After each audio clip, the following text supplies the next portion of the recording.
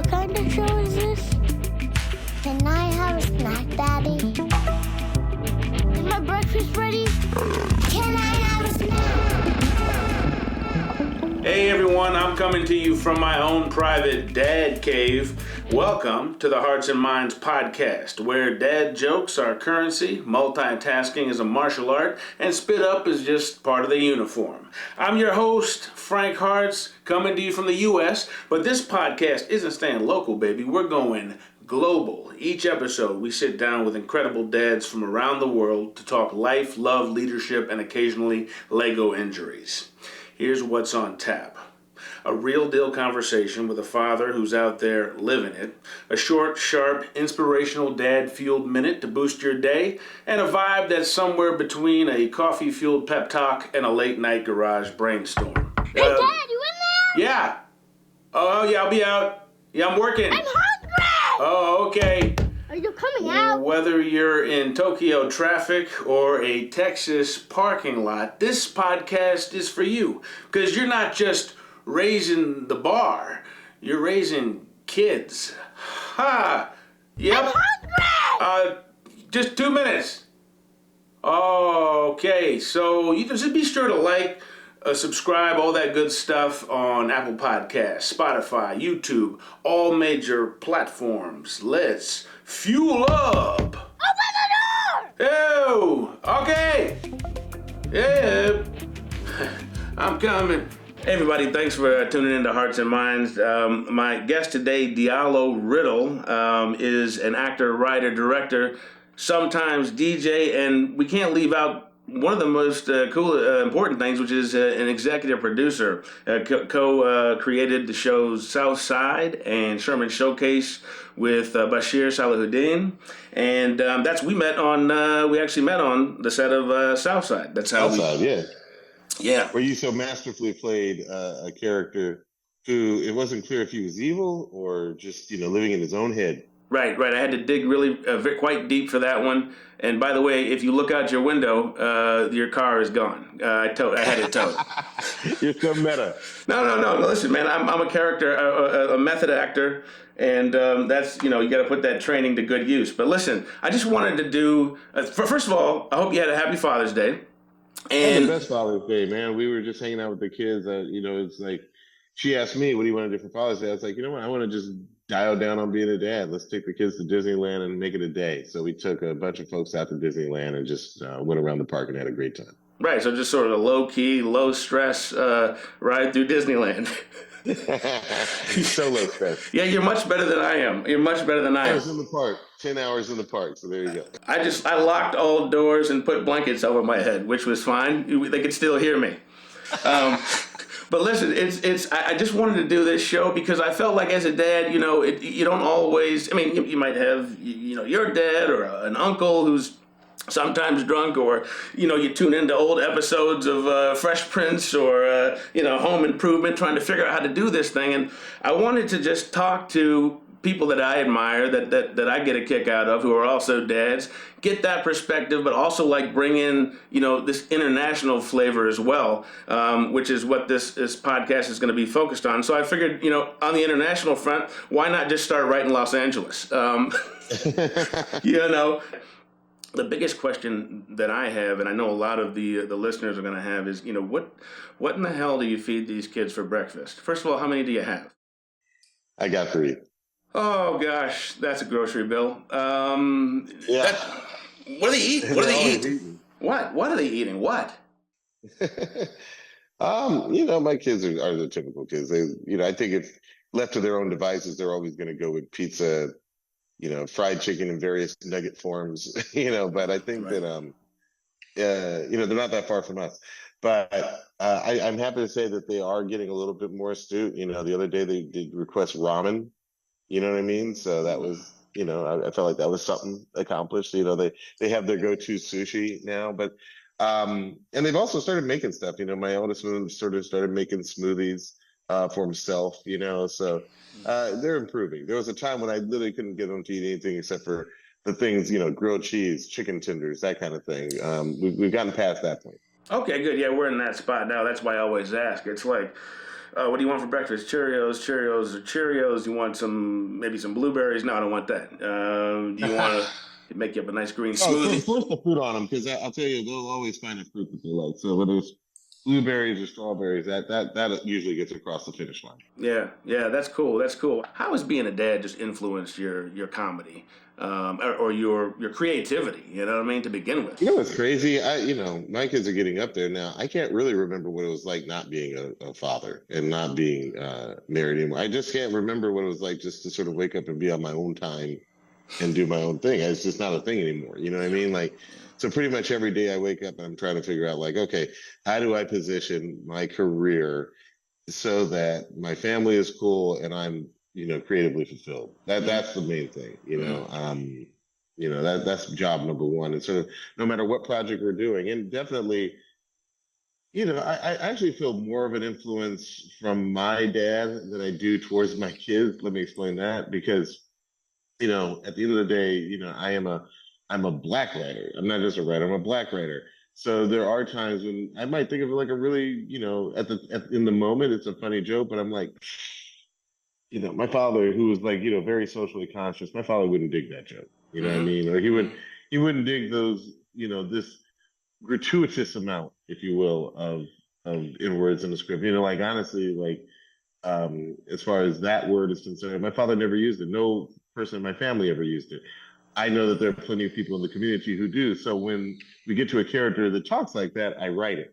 But I am also aware that there are lots of black people who don't, for lack of a better word, we don't fuck with that word. You know what I mean? So we have to, so I'm actually thinking more of my father than being a father, because I do feel like what can get lost sometimes if we're not careful is having that conscience, somewhere in the background, having that, having those people, who will say, hey, y'all, we can do better. And I hope that I pass that along to my kids by example. Yeah, I know what you mean. It's like I always have that, hey, y'all, like my grandfather's voice in the back of my head, hey, y'all, hey, you can do better. But then there's this other person that I don't even think ever even like existed in my life who just wants me to say things like, I said, sit down, boy. I said, sit down. You just start waving a belt around like, you're not going to use it because that's not how we roll. I never touched the kid. He doesn't even know. He only knows what it means to be hugged. This episode is brought to you by Dr. Sherrill's Dreamers. Raising kids isn't easy, but you don't have to do it alone. Dr. Sherrill's Dreamers works with children to build confidence, executive function, and life skills, partnering with dads like you to help your kids thrive. Dr. Sherrill's Dreamers, where dreams come to grow. Visit drsherrillsdreamers.com for more info. How would you say being a dad has made you see your dad differently, if at all? Well, unfortunately, my father died before I became a dad. And there isn't a day that goes by that I wish he weren't here so I could just ask him, like, hey, man, how'd you do this with 6? I'm drowning under 3. Just the basic stuff, but also just like how did you, not to pat myself on the back, but like, I feel like you raised good kids. And like, I want my kids to be good kids. I want them to be like, how'd you do that? Like, was this intentional? Were you just leading by example? Like, as you can tell, I think a lot of my dad. And, I can't even imagine if I had been able to ask him about being a father. It would be a resource that to call it valuable would be an understatement. Yeah, I know what you mean. I lost mine in 2017, and he was the kind of dad he's like the nicest guy you ever want to meet, best friend in the world, not really the biggest contributor as a dad, but I had my grandfather in his place who they raised 8 kids together, him and my grandmother. 8 kids, like no money, like below the zero, but always working, and somehow those kids were always fed, more than fed. My uncles, they have eaten, and I have learned how to. Out. Yeah, they figured it out in a house the size of a shoebox. I think the key, if I can jump in, I think the key is don't do takeout. Like, prepare your own food. I think that saves a ton of money, and it probably makes it healthier. Sometimes. I mean, some people definitely pour all the salt into the recipe, but in general, I think it's healthier and saves a lot of money.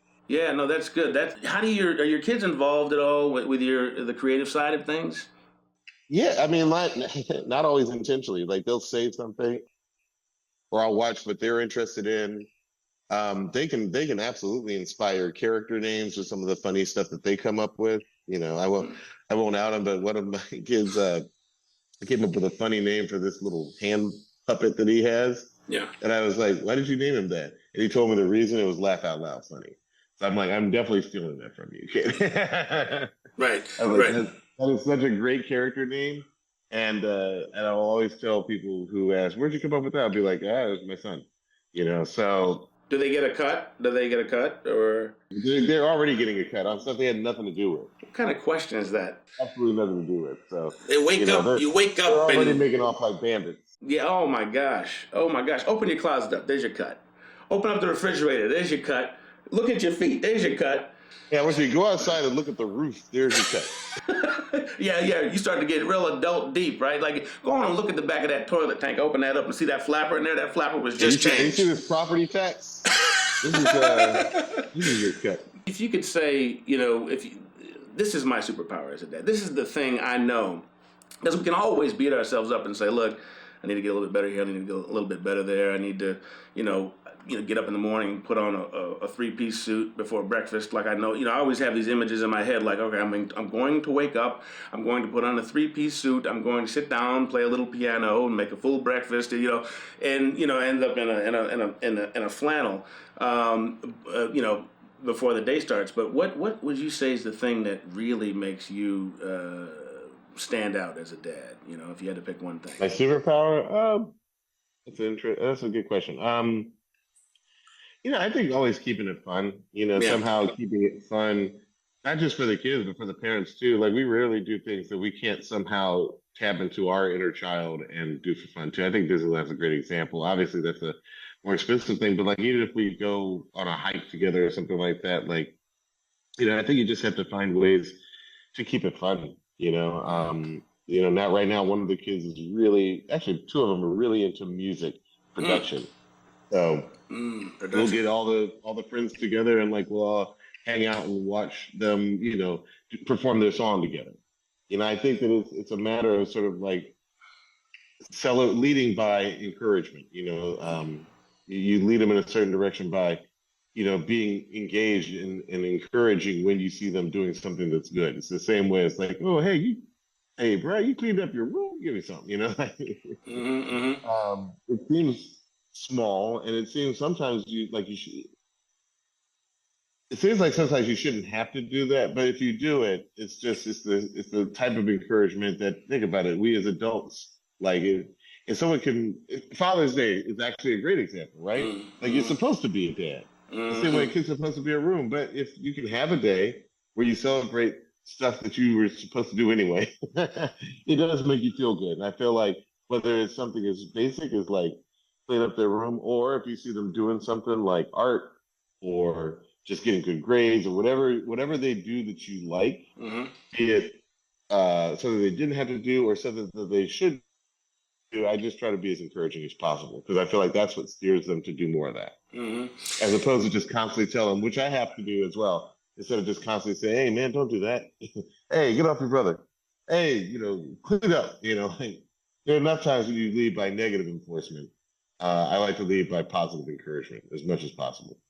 Have you passed down any traditions from your family to your kids? What's sad is I feel like the kids have a lot of their mom's family's traditions, but I don't know if our family is the biggest on traditions, except that we always see on your birthday you have to eat some cake and dance. That's a big thing. It's tough. So we don't have like a ton of anytime it's someone's birthday, it's like eat cake and dance. Come on, Dad, again? But I don't think that we have there are so many traditions in my wife's family, and admittedly sometimes I'm like, we gotta do this again. So maybe it's my fault. But I don't know. I think it's okay to play kind of loose and free. This year for Mother's Day, we just invited a whole bunch of people that she likes over to the house, and we just had a big pool party. You know what I mean? And like I said, for Father's Day, This year it was Disneyland. On previous Father Days, it was my day at the house, hanging out. You know what I mean? Like, it really does. We really do play it spontaneously. If there is a tradition, it is to be spontaneous. And to paint outside all the boxes. Right, to always play that active role as opposed to watch it just go by and wonder how it happened. Yeah, I mean that's I heard Arnold Schwarzenegger the other day was talking about being a dad, and he said you have to. He said talking about taking them out skiing or something back in the day, and they would go. He said you always have to do the thing with the kids for it to really matter. He said we go out skiing. He said we go up there and we be in the lift, and they be talking about hot chocolate. I'm like, we're not out here to. Schwarzenegger's like, we're not out here to drink hot chocolate. We're out here to ski. But he would do everything with them, physically, and now they're older. They look back and they say, "Dad, thanks so much for saving the hot chocolate for last. It made it even better." No, for real. I think that part is totally true. I always tell my kids as I tell them to get off their devices. That's where you really got to fight tooth and nail to get them off the devices. I always say put it away the device and just be in this living room with us right now, because I guarantee you when you look back 10 years from now, you're not going to be like, oh man, I wish I could play that, freaking dinosaur video game on my phone. You'll remember those times that you have with your family. And that I feel no shame in being like, put the phone away. Yeah, it's amazing. Everyone always says, earlier on, my oldest is almost 7 now. Youngest is going to be 4, and they always, when we were younger, they'd say, "Yeah, it goes so fast." Everybody says, "It goes so fast," and then when it happens to you, you're like, "Wow, it really does." Like, he's going to be 7. What? No, we just had you, dog. We were just rolling you out of the hospital, and the 90-year-old lady was looking at you saying, Hendrix, beep, beep. That's his full name. I don't want to blow him up on the air. That's a boardroom name. Like that was the thing that the old lady had to say to our boy, and it's like, that just seemed like it happened 3 days ago. And here we are still, how many hundreds and hundreds of boxes of Cheerios later, and shoes. And shoes, bro. What kind of Cheerios does he like? Well, now they're getting all, a highbrow, because they had just the regular old Cheerios, the regular ones. Because we didn't want to give them the honey ones because, well, it's sugar, the whole thing. And so but recently we said, let's break it up a little bit. Let's go to Whole Foods and get the Whole Foods brand of whatever Cheerio they have, whole O's or whatever it is. So they had these things, Diallo, and now they won't go back to the on sale brand. Oh no. See, and you know what? There was one time when I was just, this is actually when Southside and Sherman's were on the air. I was feeling financially frisky. I was like, what if we took the kids on a first class flight to San Francisco? What if we did that? And she was like, are you nuts? She was like, are you going to literally let them see the best kind of seat and then tell them to fly coach for the next 30 years? They're like, no, we're not taking them. They will never go back. And I think that's something you have to be aware of. It's like, don't spoil these kids too much, because after they had them damn Whole Foods Cheerios, bro, go back to the Cheerios. There's nothing wrong with a regular Cheerio. I love them. And the Whole Food ones are good. I'm surprised you didn't give it to the Honey Nut. We did the Honey Nut. And we said we had to wean them. It took about a week to get them off of those. They were just like, give me those honey nuts, And they have these high-end tastes now. And it's like, but you don't have a job. You got a cash box with a little bit of cash in it. And you think it, which is important because we teach them the importance of finance and savings and all that stuff. And, Yeah, I feel like, well, man, I feel like I'm a terrible dad on a lot of this stuff compared to you. You got your kids eating cereal. You got them saving money. It sounds like you're doing everything right. Oh, I mean, well, obviously there's nowhere to go from here but down. Yeah, get back to me when they're 13 and 14. Yeah, right, exactly. Hey, go ahead. There you go, son. There you go. Talk to me a few years down the line. No, it's we're in those early stages now. We don't know what's going on, man. But you're right, man. You got to be careful with that whole you can't introduce them to too much too fast. I mean, we got like we were trying to live the American dream the other month. We got a new car or whatever, so now we have this old like 2015 Subaru, which just still kicking. That thing will go forever, right? These don't die, man. They never die, bro. But we said, you know what? Let's just get a new one. Let's see what happens. Why not get another one that's gonna last another 100 years? They won't go in the old one now. They won't go back to the old. We don't want to go in the old Subaru. It's like, but you want to eat in the car. You want to eat not just your dad's new car. Yeah.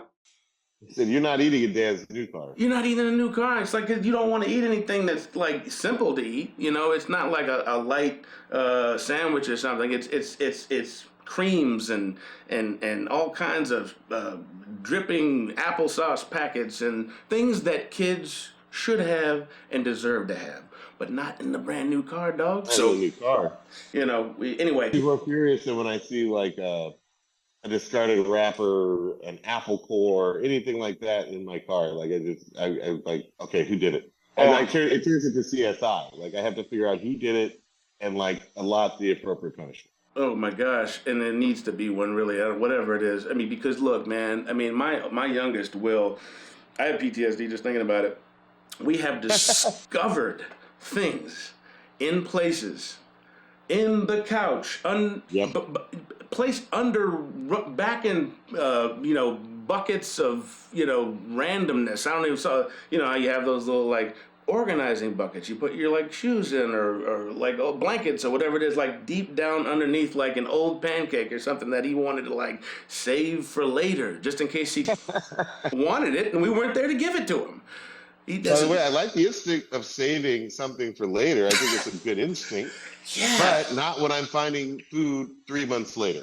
That's not a good thing. Along with a colony of ants that and then they go in your room. It's like your friends. The ants are like, hey, parent, there's something with you not right back here. You know what? You're right. The ants are your friend because what they do is they scare the kids enough to realize it's not something they want to do again.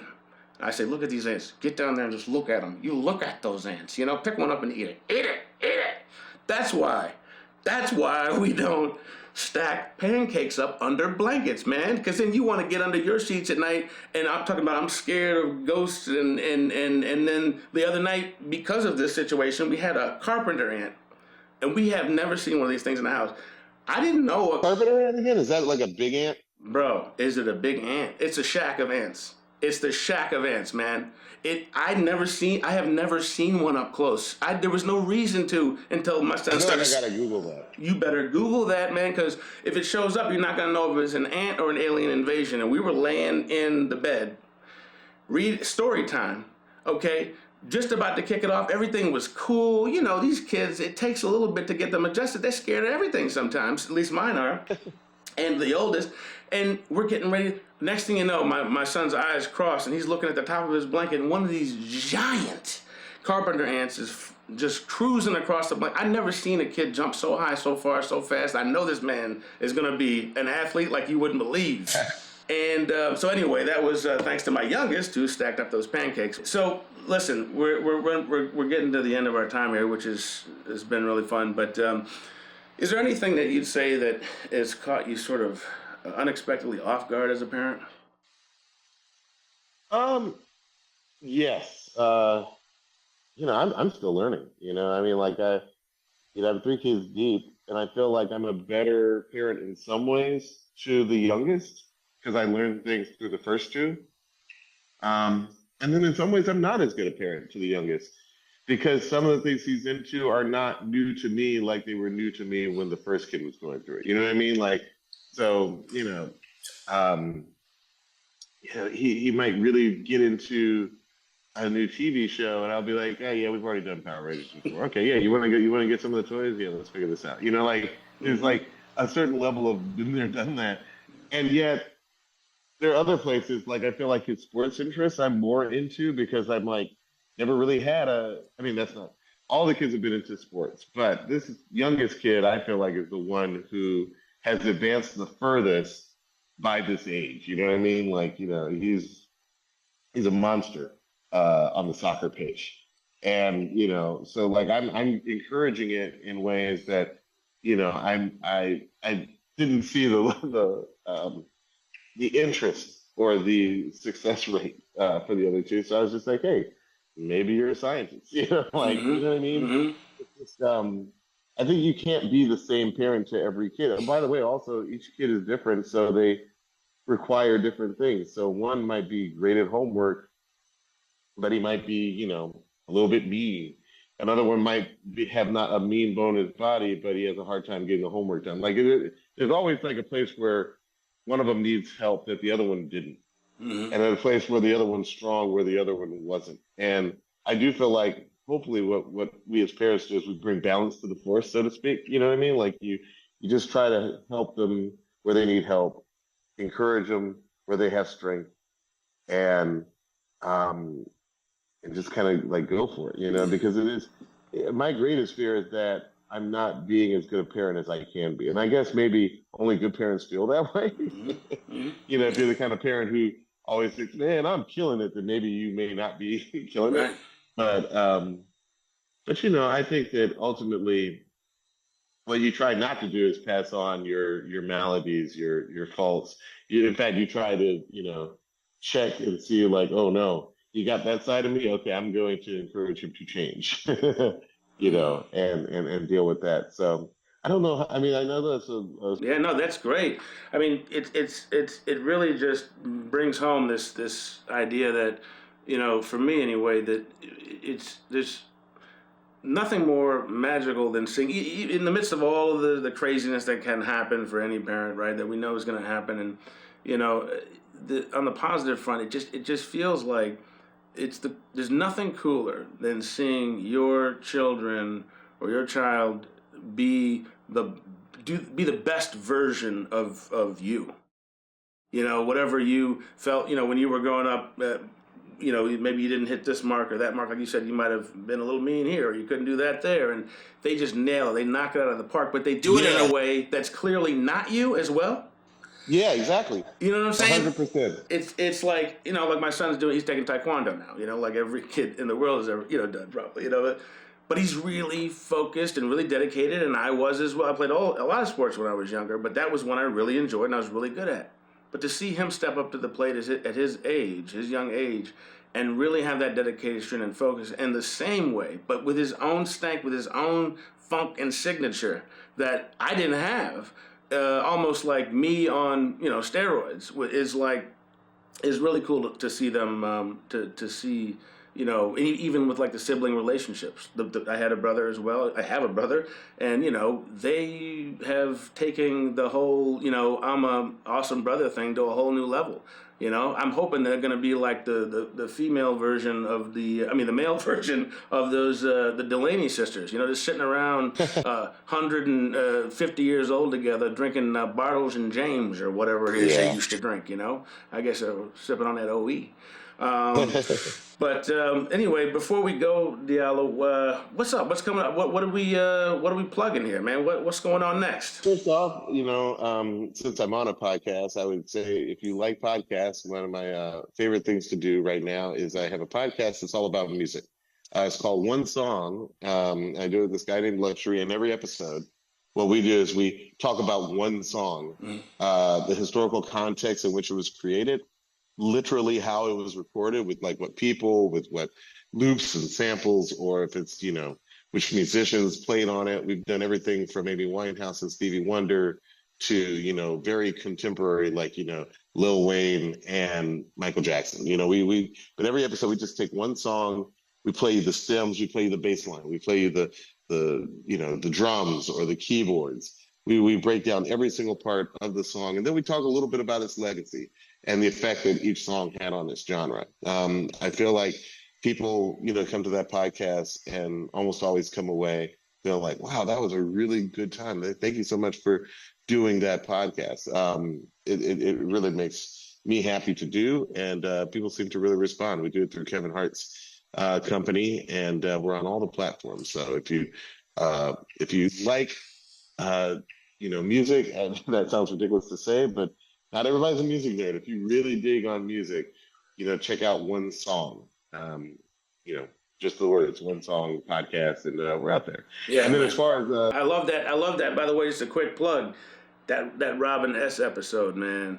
I always been fascinated with her and how she had that big hit, you know, and how and the evolution from what it was when she worked with those producers over in Europe and then sort of remade Stonebridge, it. yeah. Yes, and it became this hit. I'm like, yo, I think it was like a year ago or something. I told my wife, I said, babe, because I'm always coming up with that's what we do. We come up with ideas, right? And unfortunately, sometimes our spouses are the ones that have to get it, you know, have to catch it, whether they like it or not. Babe, what is it, honey? There needs to be a movie about Robin S. You know, coming up all through the office, working and working girl, all this stuff, and then, you know, the troubled times trying to get the song right, and then blowing up, you know. And so when I heard that episode on one song, man, I was very excited. But anyway, you're about to say what else is popping?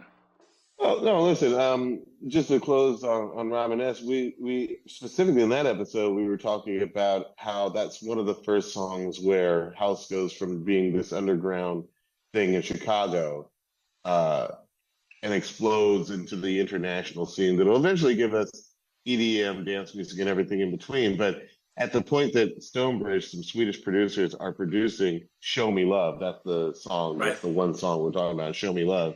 You got to show me love. Like, you know, she had a version of the song, and then she released that, and it didn't do anything.